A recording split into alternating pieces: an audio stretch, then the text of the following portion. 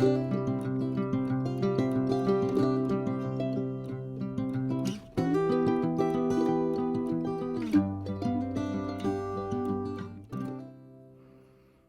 day. Here I am again. Okay, I'm still dealing with COVID, unfortunately.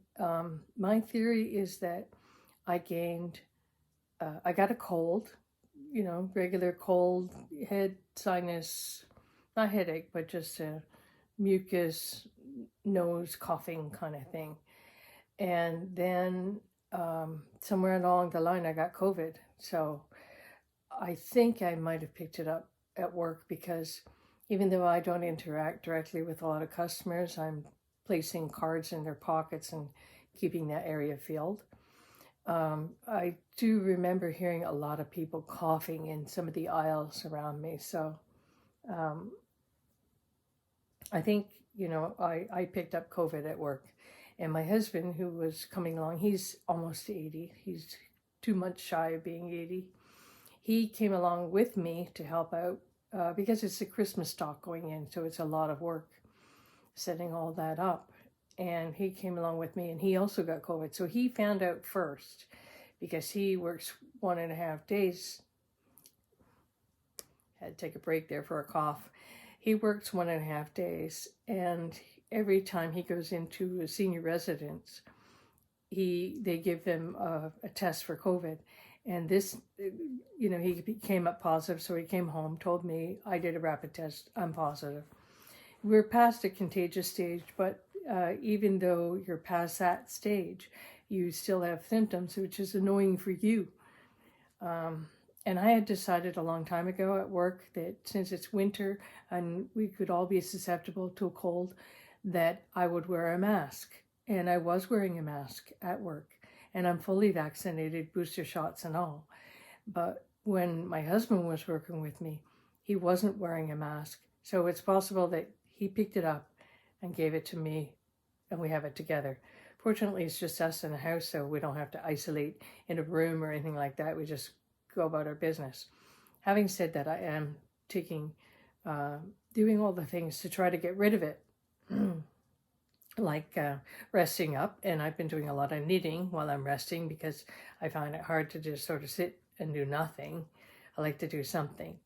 So I've been doing a lot of knitting and then, drinking fluids, and more recently the honey, warm water, honey and lemon, and that's been quite soothing and fairly nice drink. And I'm on day 21 now of this cold virus thing, whether it's COVID or not, and still have my symptoms. So, but they're slowly going away. I do have a friend who works in a hospital, and she told me that her doctor said a lot of his patients are coming in with 5 weeks with a cold. We're talking, mucus, sneezing, coughing. I don't have much sneezing, but the coughing. The cough seems to be lasting forever. Okay, so I did finish my shawl, and I'll show some pictures on that.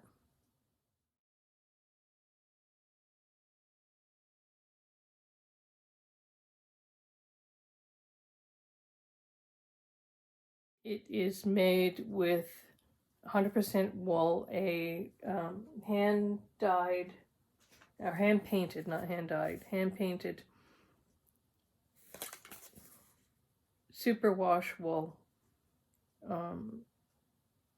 Wool is the laine French, L-A-I-N-E, and 25% nylon, so it gives it a nice bit of stretchiness, and it's great. It's a very thin wool. It felt almost like knitting with string, and I knit it together with a number 4 needle, 4mm.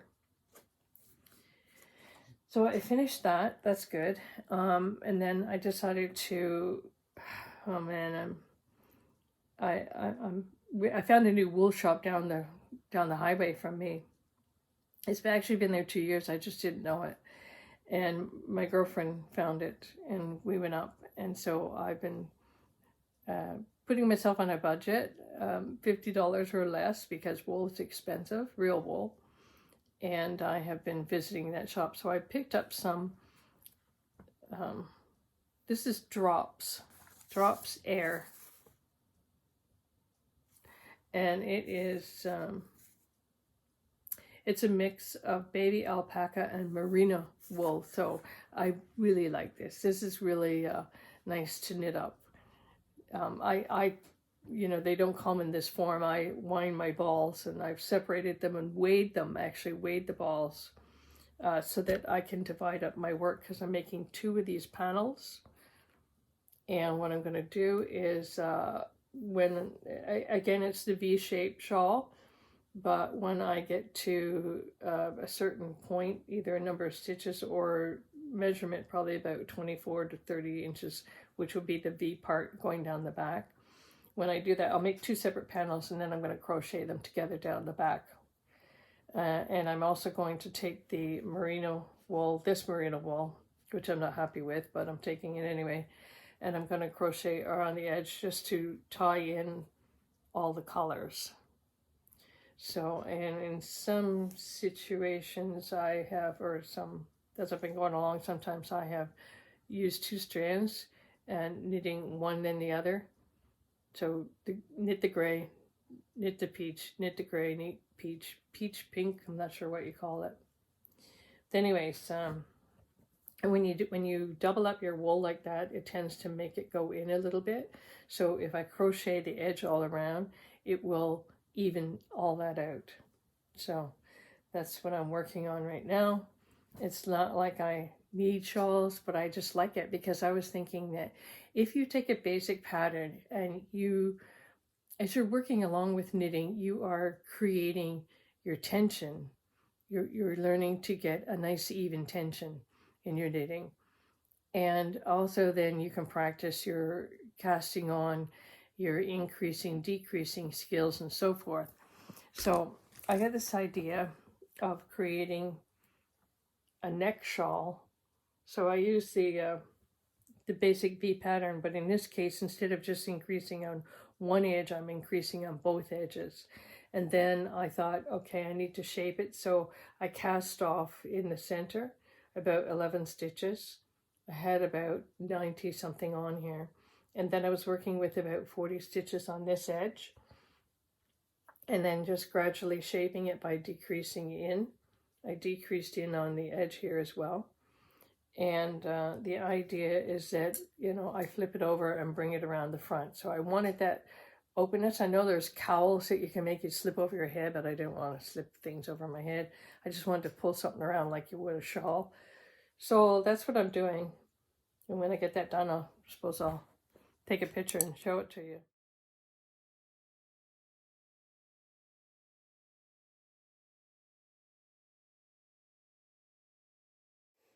I'm going to interject here for a moment just to take some time to show you some of the shawls, the V-shaped shawls that I have made in the past. Some of them were made because I wanted to pair them up with something that I was wearing. Others were created because I like the wool, like the Barcelona wool, and I just wanted to see how it would knit up. But it's an example of how you can take one pattern and work on your skills, but still develop something of interest that you like and hopefully use. So here's some ideas for you.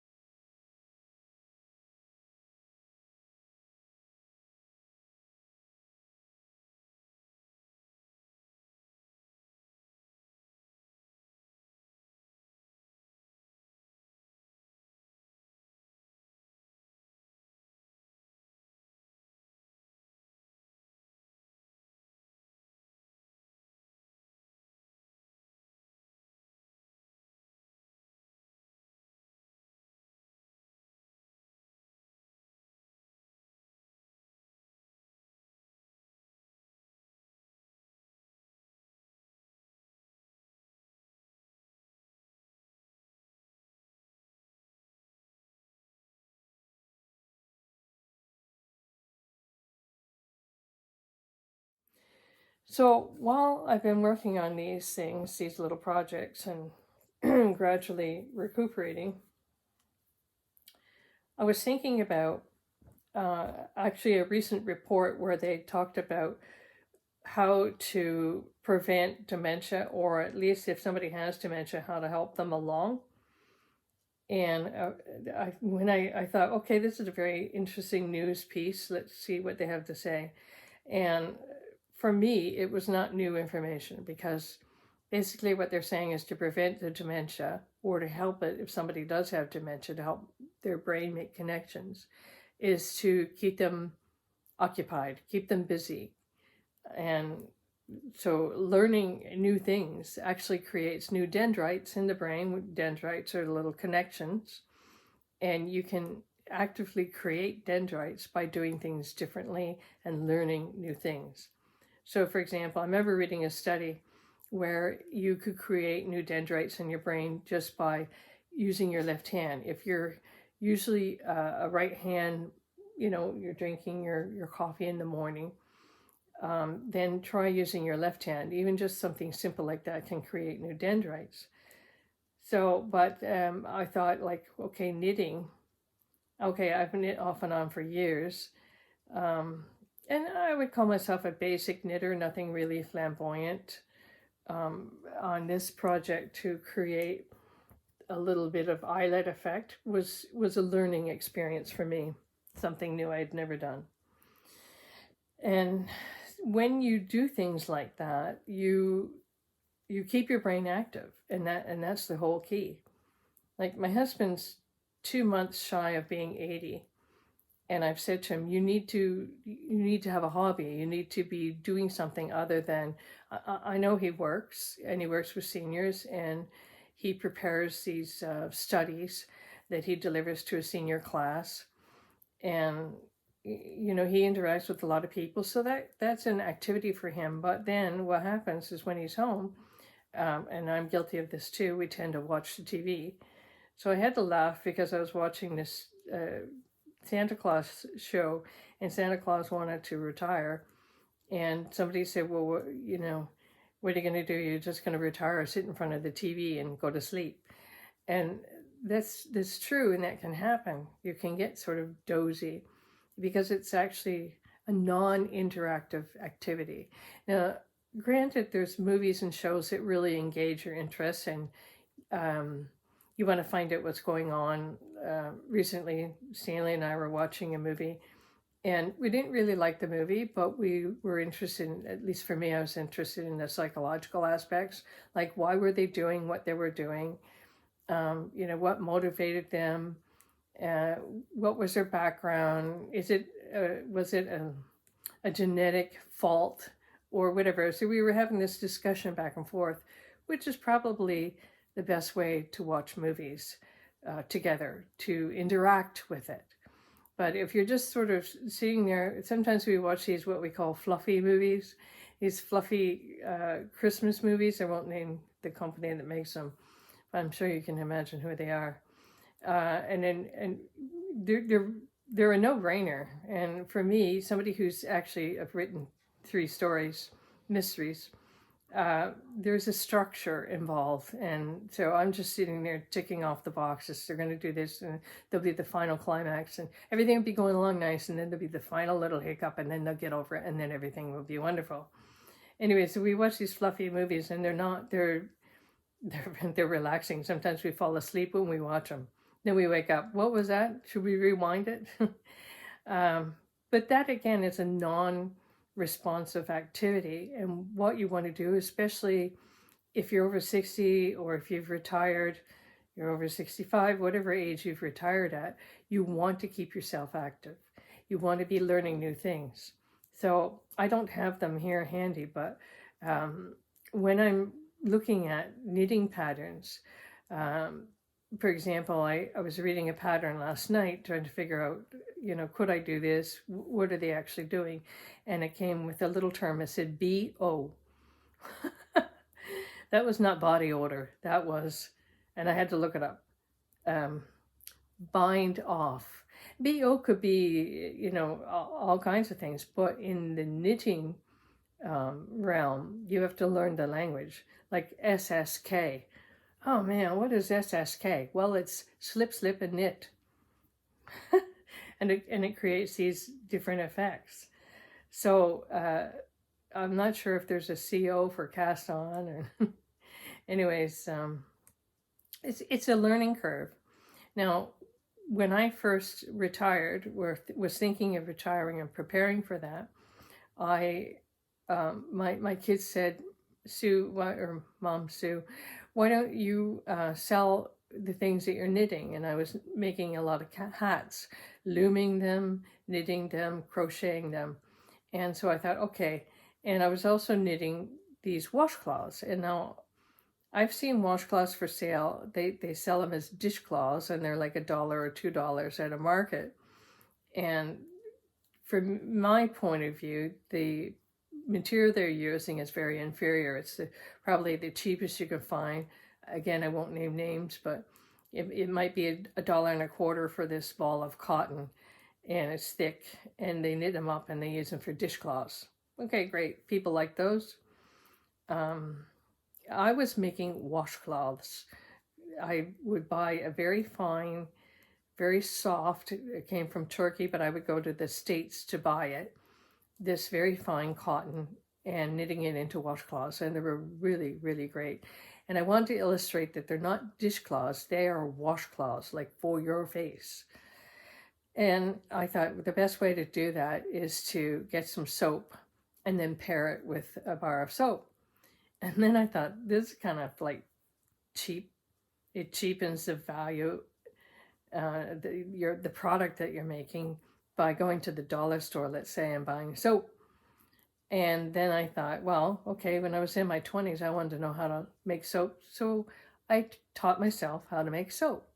And then I thought, okay, this is going to be a great business to go into part-time, just do 1 or 2 markets a month when I retire. So I did that. I made my soaps, absolutely loved it, and did my markets, and then COVID came and lockdowns and all that sort of stuff. So during lockdown, I could knit, yes, and I did get some knitting and created some projects. But what I did is I got involved in woodworking, because making soap, I could continue doing that, but you want the soaps to be fresh and not sort of dried up, or sometimes because of the glycerin in the soap, it gains a lot of moisture. And so you have to rewrap them because of the moisture building underneath the wrapping. So I just thought, well, I can't really do soaps, make a lot of soaps until I actually can do a market again, which, as we know, eventually happened. But so what I did is I got involved in woodworking. And again, that was a learning curve, something new, something to keep my brain occupied and going. So the main point here is that as you age, you want to engage in things that are different and new, or even expand on something that you already do. For example, I've knit for years, off and on, more since, like my husband said, you've knit more in the last 2 years than you ever have. That's true. But even there, I have some basic skills in knitting, but there's things that I can still learn. I can still do. I know how to do cables, and I taught myself how to do an eyelet, but I would like to do some lace knitting. So that's the next goal. And I think you have to set goals for yourself. You have to have the next thing that you're working on. And in regards to knitting, like I'm usually doing about 3 or 4 projects at the same time. Right now I'm doing 2, but I got another one I'm working on in my head. So, but I'm trying to discipline myself and not go to the wool shop until Friday, which is payday, which is my next little allotment that I budgeted for myself in terms of spending on wool. Anyway, so you set goals for yourself. Figure out what it is that you like to do, or maybe pursuing something that you thought you would like to do. And like I was thinking about when I was 21 to know how to make soap. Never did it.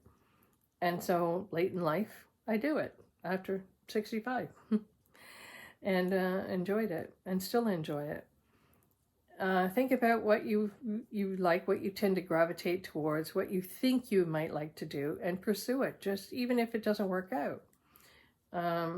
My stepson told me about this merino wool. I ended up researching it, and then I bought some merino wool, which is this, and I went to the wool shop and it was on sale. Great. So I bought 12 balls of it. So it was roughly about $60 that I spent on this wool, 50-gram balls of wool. And, to feel the ball, it felt soft, but when I knit it up, it's just not as soft. So now I have these balls of wool. I'm thinking, what the heck am I going to do with these balls of wool? My mom had this great saying that she would say, well, if she was here now, she's passed away, but if she was here, she'd say, Susan, that was a $60 lesson. Yeah. Not sure how to prevent it, but maybe just going to a more reputable wool shop or really talking about stuff. Like I found out this particular merino wool comes from China.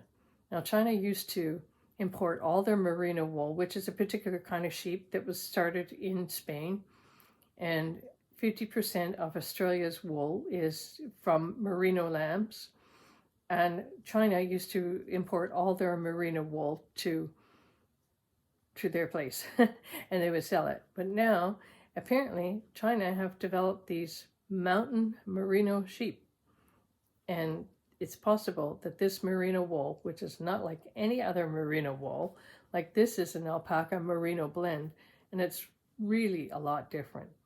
So it's possible that, as unfortunate as it is, that China has created a somewhat inferior product.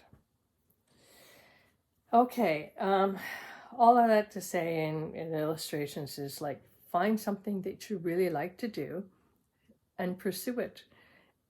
And if you're already doing something, find out how you can expand on that. Keep learning, keep your brain going, be active. Now, having said that, I'm reminded that this great friend of mine, who's in his 80s, his way of keeping active is going to the gym and going on cruises, these learning cruises, where they do lectures and things. So it depends what you like, what your resources are. He obviously had a lot more money than I do. But the idea is like, get out there. Don't just fall back and say, okay, I can just sit around now and I've earned this. I can sit around and do nothing. Do something. Just get out there and do something. Here's my next addendum. I'm going to show you some of my woodworking attempts. One of the things you want to do if you're starting off with woodworking is learn how to make a basic box, which I did.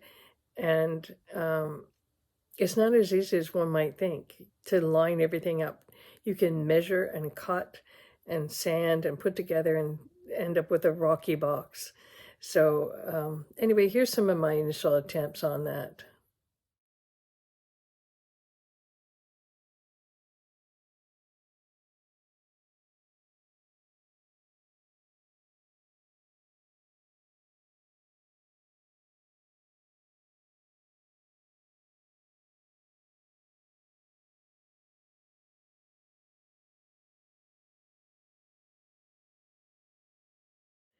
And let's not forget the painted signs I made. I transfer my signs onto wood and use ink pens and seal them, and there's a whole process involved, but this will give you just a short pictorial view of everything.